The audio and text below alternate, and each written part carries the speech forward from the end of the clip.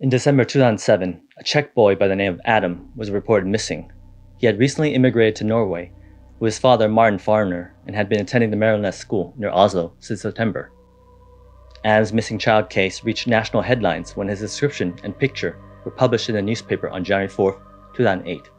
He was described as a 5'2", heavy-set boy wearing round-rimmed glasses.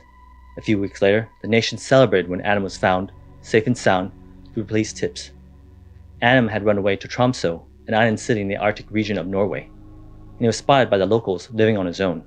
The shock of today's story is not that Adam professed he escaped the clutches of his abusive father, nor the part where he survived living alone in a foreign city for an entire month, but rather the disturbing backstory the police uncovered while Adam was in protective custody. As more details surfaced, the real reason Adam ran away was revealed, and this exposed the lie he lived for the past 4 years. These newfound facts prove beyond a doubt truth is definitely stranger than fiction. As always, viewer discretion is advised.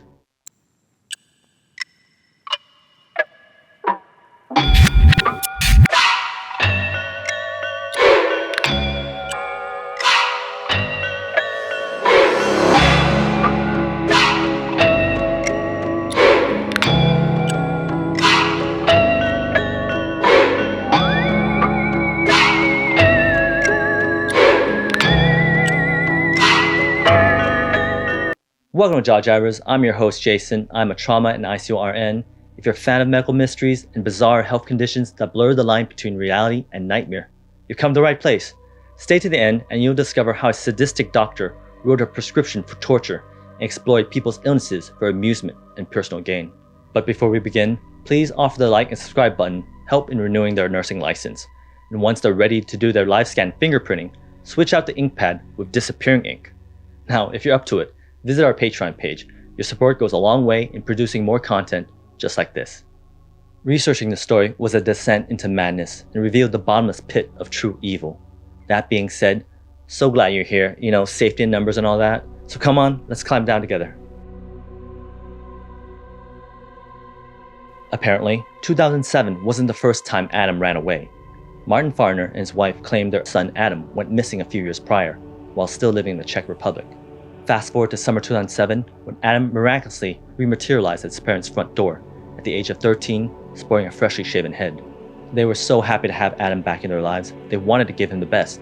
That included studying abroad in Norway, which meant traveling there with his father Martin, who took a break from his job as a theater director to enroll Adam at the Maryland school in September 2007. Part 1 of our story takes place mostly in Oslo, Norway. If reconnecting with his family wasn't jarring enough, Adam had to deal with moving to a whole new country as well. The transition was not smooth. His classmates teased him mercilessly, and admittedly he was an odd fellow. He had a strange appearance and a strange demeanor, and he kept to himself. Although he was bright and did well in classes, Adam simply refused to attend gym. Not knowing what to make of Adam, the principal, injured Eriksson, didn't press the matter and allowed it. As Adam grew more comfortable in his new environment, his avoidance of gym started to make sense. Adam began confiding in his teachers and told chilling stories about his father Martin, who had been abusing him at home. The school had no choice but to report the matter to the Norwegian police. So Martin was arrested and Adam was placed in a children's home in Oslo. A few days later, in mid-December, Adam snuck out of the children's home and vanished once again. No one knew where he went or why. It was possible he returned to his mother's place. It'd be unlikely a 13-year-old boy could manage that, but given his history, they couldn't rule it out. So the Norwegian police reported the missing child to the Czech police and asked for their help. In the meantime, they printed his picture in the National Bulletin in January 2008. This would prove overwhelmingly successful because within weeks, Adam was found living alone in a hotel in Tromsø. Okay, now if you thought that was sad and dark but pretty straightforward, fair warning. We're about to make a U-turn from all points of sanity.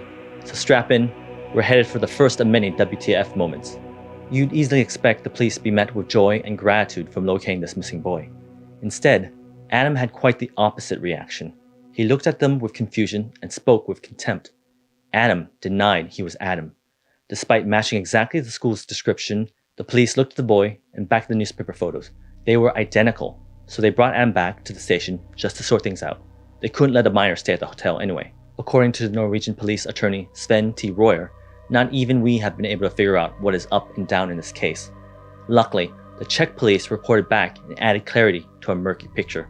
But what they came back with were some disturbing answers that ended up creating more questions themselves. A few days ago, the Czech police paid a visit to the home of Adam's parents. To their surprise, Adam was not missing after all. Adam was safe at home with his mother in the Czech Republic. Furthermore, the new Adam the police had in custody claimed he was a she, and her name was Anika Jorvinen, a 13-year-old girl. She had bound her breast and shaved her head to flee with her adoptive father, Martin Foreigner, by assuming the real Adam's passport and identity. Martin told Scandinavian reporters he aided Anika's escape from the Czech Republic out of fear for her safety, and claimed the deception was an emergency solution. Martin refused to elaborate any further. When the Czech police got wind that Anika was in custody, they had a favor to ask in return.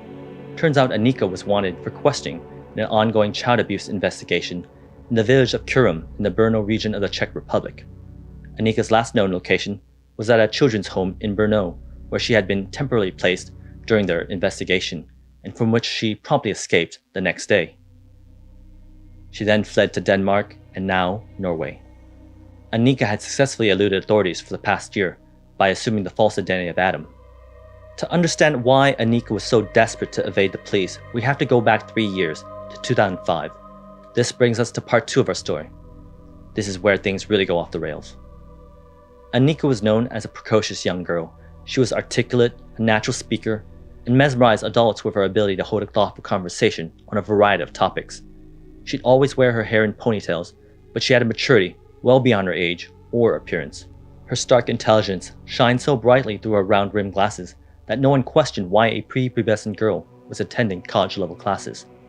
It was at college that Anika met Klara Mararova, a single mother of 2 young boys, Andrei, 6 years old, and Jacob, 8 years old. Klara loved her boys. They meant the world to her. Together, they'd enjoy playing sports, going to the park and summer camp, and learning new languages. Klara's motherly warmth was what caught Anika's attention in the first place. Despite their age gap, they became fast friends. Klara was studying pedagogy in the hopes of becoming a teacher. She spent her summers working with kids at Camp Papersek, so talking to Anika felt natural and comfortable. Klara had been feeling a little lost, a little lonely ever since her husband walked out on their family 1 year prior. She'd been raising her 2 boys alone until recently when her older sister Katarina agreed to move in and provide much-needed company and support. Katarina was also friends with Anika. She was the one who introduced the both of them. Klara welcomed any chance to expand her circle of friends, especially if there was a chance to shine sunlight into each other's lives. She knew what it felt like to be abandoned. Klara was much younger than her husband. He had no patience for the kids or his young wife's sudden outbursts. Klara had been hospitalized in a psychiatric hospital when she was a child, and failed to find a partner in her adult life who could be nurturing and understanding. Sensing a kindred spirit, Anika would return the favor by confiding in Klara about her troubled past, how she had come from a broken home, suffered abuse at the local juvenile center, before escaping from Norway to the Czech Republic under the goodwill of a secret organization aimed at protecting young kids from trafficking. Anika was now homeless and an orphan who developed multiple serious illnesses through her ordeals and was recently diagnosed with leukemia and kidney failure. Even though this was much to take in, the kind-hearted Klara was so moved by her story, she immediately took Anika under her wing, literally and figuratively. She invited Anika to come live with her small but happy family and offered to adopt Anika. Anika was often sick and made frequent trips to the hospital, sometimes for days, sometimes for weeks. Each time though, Anika only wanted Katarina to bring her, never Klara. How Klara could help was by calling several times a day over the phone so that Anika could hear her mommy's voice, which would give her the strength to endure the long hours of treatment at the hospital. Klara obliged like a doting mother. She soon began receiving messages from Anika's personal doctor on how to care for Anika. There was a very strict and exact regimen. This included long massages all over the body, especially in the private region. This provided much relief and soothed the pain away from her leukemia. Klara followed the instructions to the T, despite never being this so-called doctor, all except for one time in a car in the dark. The supposed doctor showed Klara his diplomatic passport and Anika's medical records. Klara needed no further convincing. The fact that he was both a diplomat and a doctor meant he was well respected. And it was this authority figure that entrusted Klara with saving Anika's life. So she took that responsibility very seriously. It was her divine calling, the one she had been waiting for her whole entire life. You see, as a child, Clara had experienced vivid visions of doing great things. The doctors diagnosed her with schizophrenia, but Clara knew in her heart she would be the next Joan of Arc. Saving Anika would be the proof. Sure, you could say Clara was impressionable to say the least, and there were those in her life who would take advantage of her, like her estranged husband. Anika was different. She was thankful and excited about joining the family. It became apparent that time was right to introduce Clara and Katerina to her savior, Joseph Sklarova, and the group he headed up called the Grail Movement. It was this organization that saved her from the child trafficking ring. This gathering of like-minded individuals believed the way into heaven was by doing good deeds, and any wrongdoing would be absolved if it was done in the name of God. Obviously, nothing could be more selfless than healing the sick, and Clara agreed, and the two sisters joined. By 2006, Anika had grown very fond of Clara, whose devotion to her was extremely endearing, so much so that Anika felt pain whenever Clara showed affection to anyone else, including her sons. The two boys and their adoptive sister never got along. The boys claimed that Anika acted like a timid child in front of the adults, but as soon as they were alone, snapped at them and bossed them around like a cranky old aunt. This went beyond sibling rivalry, vying for the attention of a single parent. Anika truly wanted Clara all to herself, and her illnesses seemed to worsen in proportion to her jealousy. Clara was receiving increasingly worrisome texts from the mysterious doctor that Anika's condition was spiraling, that she had become half deaf, half blind, and the only way to bring her back from the edge was to take extreme measures. The doctor convinced Clara that her sons behaved poorly towards Anika, which exacerbated her illnesses, which made for an unsafe home environment, and threatened her chances at adoption. Clara was willing to do anything, which included harshly disciplining her sons. Anika would fan the flames by staging accidents and breaking things around the house, then blaming it on the boys. The doctor complained to Clara that Anika was being bullied by the boys, and on his behest, via text messaging, the doctor prescribed therapeutic rehabilitation for the boys. This is when the torture began. It started with beatings by their mother's bare hands, followed by a belt, then a wooden spoon. The boys were locked up in the bathroom overnight and withheld food. In August 2006, the doctor reported no improvements in Anika's health, so he prescribed intense shock therapy for Clara's sons.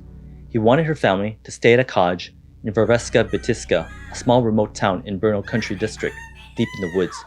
Here the boys could be properly disciplined at the retreat.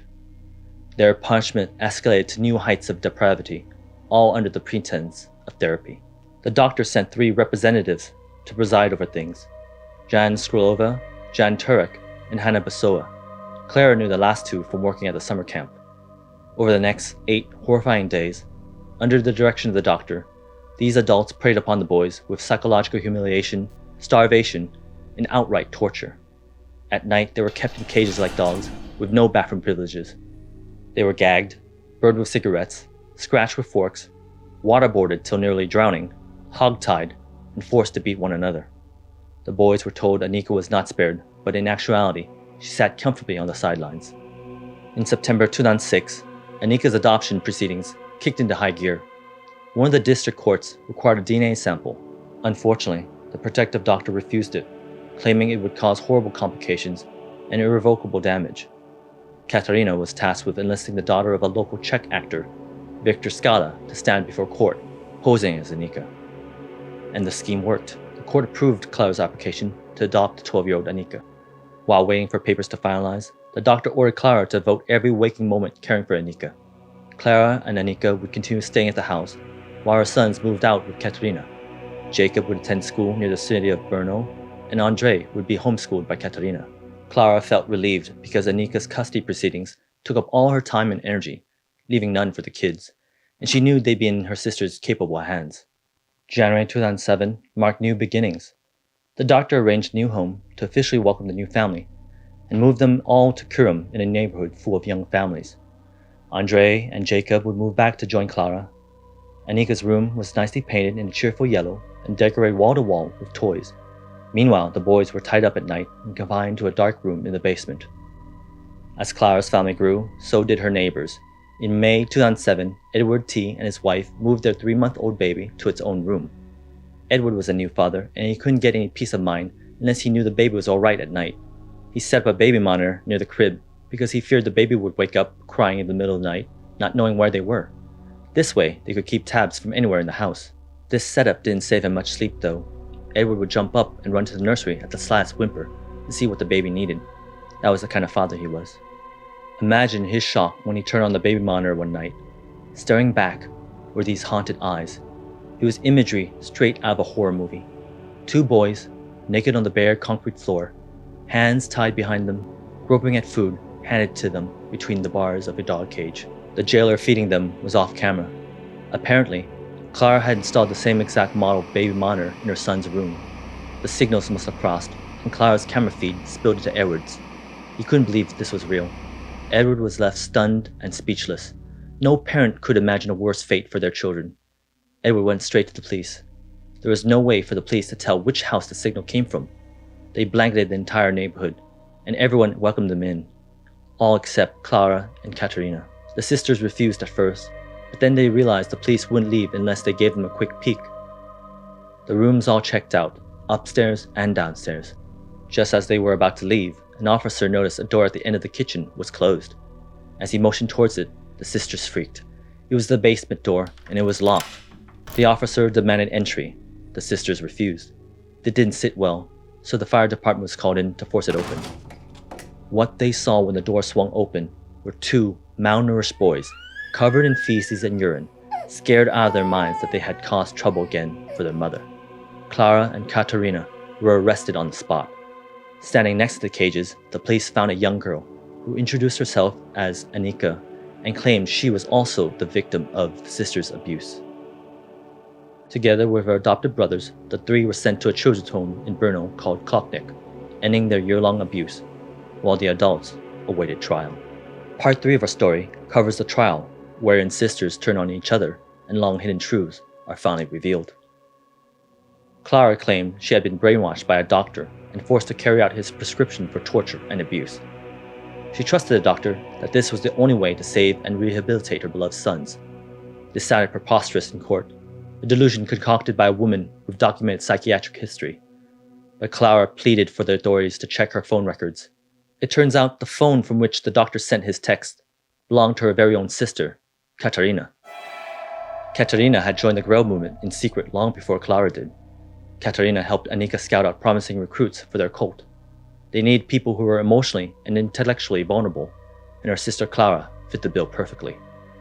It would turn out Annika's father was Joseph Sklorova and the leader of the Grell movement, and it was theorized he was also the man behind the doctor persona. Joseph orchestrated his grand plan through Annika and Katerina, but before authorities could arrest Joseph for questioning, he vanished. What motivated Katerina to help deceive her sister remains unknown. Perhaps it was all part of her initiation rite. Regardless, Katerina herself was vulnerable to manipulation. She also struggled with mental health and shared similar visions of grandeur like Clara. Annika was initially wanted for questioning as a first-hand witness in the child abuse investigation, but she vanished shortly after being placed at the children's home. 8 months later, Annika, now known as Adam, surfaced at a hotel in Tromsø, Norway, and was arrested, then extradited back to the Czech Republic. From Annika/Adam's hotel room in Tromsø, the police recovered diaries. Direct from her own writings, the police learned Adam was a false identity, as was Annika. The 13-year-old girl who lived with and was adopted by Clara was in fact a full-grown, 33-year-old woman named Barbara Sklova. Barbara would alter her appearance to match the character of each new role she'd play. For Adam, she gained weight, bound her breast, and shaved her head. To play Annika, she wore pigtails, underwent liposuction, as well as breast reduction surgery. Despite claiming multiple illnesses and being the victim of child abuse, none of these were true. Barbara lied to play on the sympathy of her targets. The only condition she officially had was hypopituitary dwarfism, a rare condition which caused low hormone production and led to her diminutive, youthful appearance. Barbara was previously institutionalized, and expert analysis described her with a histrionic personality with a strong inclination towards emotionally manipulative behavior. She preyed upon parental types and children. Barbara's father was the cult leader Joseph Sklorova, and her brother, Jan Sklorova, was one of the 3 Grell movement representatives the doctor had sent over to the cottage to preside over the boys' torture therapy. The real Adam's parents were also members of the Grell movement, and they willingly falsified Barbara's identity to prove their devotion. Throughout the trial, Barbara maintained her innocence and continued her claim as an abuse survivor, but the court saw her for who she truly was, a cold-hearted predator. At trial's end, Klara Merova was sentenced to 9 years in prison. Her sister Katerina Merova was sentenced to 10 years. Barbara Sklorova, aka Adam, aka Anika, was sentenced to 5. And the 3 Grail Movement representatives, which included Barbara's own brother, Jan Sklorova, received 7 years. Jan Turek received 5, and Hanna Basova received 7 for acts of cannibalism and child abuse. Barbara's lawyers were able to argue for early parole with 5 years probation on grounds of extreme deterioration of her psychological well-being. Barbara served only half of her 5-year sentence by playing up her weaknesses and turning people's sympathy to her advantage once again. If you found details of this case eerily familiar, you're right. The 2009 horror film Orphan was based on Barbara Sklorova. It told the story of an unsuspecting couple who were parents to a boy and a girl, but decided to adopt Esther, a 9-year-old Eastern European orphan. This orphan girl turned out to be a murderous 33-year-old woman. In the movie, Isabel Fuhrman played 9-year-old Esther at the age of 14. For a little bit of art imitates life, Isabel came back 10 years later at the age of 25 for the prequel, Orphan First Kill, still playing the titular woman child, Esther. Now, if you had to play someone younger, how would you do it? Could you do it? Is it all in the way you walk or talk? Or is it all about the clothes? How young do you think you can pass for? Let me know in the comments below. If you're a fan of this content, please help the like and subscribe button renew their nursing license. But right before they're about to do their live scan fingerprinting, switch out the ink pad with disappearing ink. Please consider joining our Patreon if you'd like to see more content just like this. We upload weekly. Once again, be safe out there. See you on the next JAWjabbers.